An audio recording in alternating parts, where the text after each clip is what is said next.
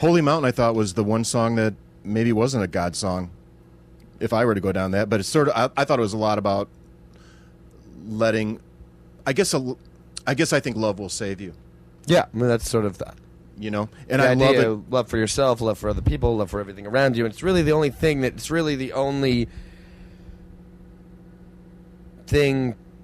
to move towards you know what I mean? It's just like it's pretty. That's the thing, is it's so simple, but it's very complicated. I mean, that's simple. The hardest part is that you spend half your life being taught to ignore it or just not. You know what I mean? Like, yeah. Basically, what a lot of it is fear. Is fear. You need to live fearlessly, and there's another Buddhist.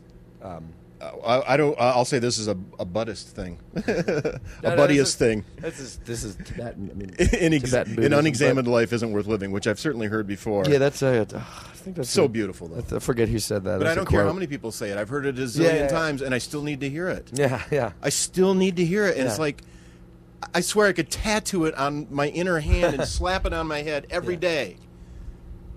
And I still have to be reminded, whether it's through song or just a conversation with a friend like you, right? Who says, are you really trusting what's on the inside of you?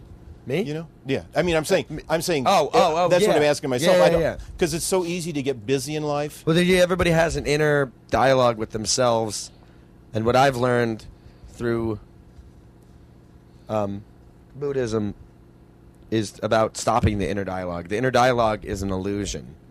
Your thoughts are an illusion. Your negative dialogue, your judgmental dialogue is something that is not real. That is not who you are. And for so many people, it becomes who they are and what they are. Is their everybody has this dialogue. Everybody has this fear, this anxiety, and you realize that you need to stop it and let it be what it is, but don't ignore it. But move towards it. Move towards the fearfulness. And people spend their entire lives trying to run away from anxiety, from depression, and the thing is, you need to embrace it. You need to become friends with it. You need to trying to ignore it, just like it flows, you know. And being anxious there's this story, I guess.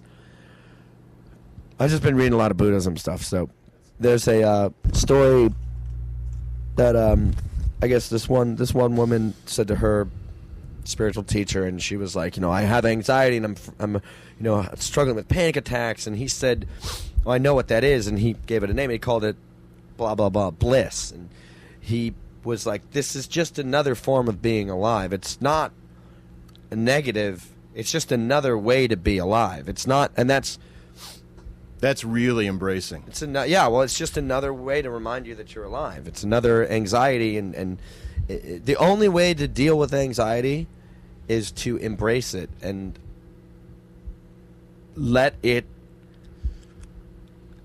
but give it a hug. I mean, because you can't run away from it. If you run away from it, running away from it and trying to ignore it and trying to forget it and not have it there is what creates more anxiety.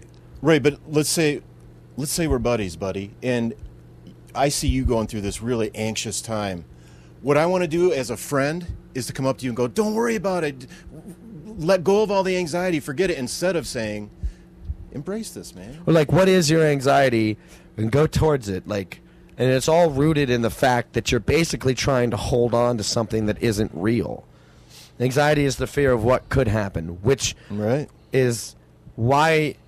You know what I mean? Anxiety is the fear. Yeah. Anxiety is the fear of what could happen. So, and I'm not happy about it. So if you let go of trying to hang on to something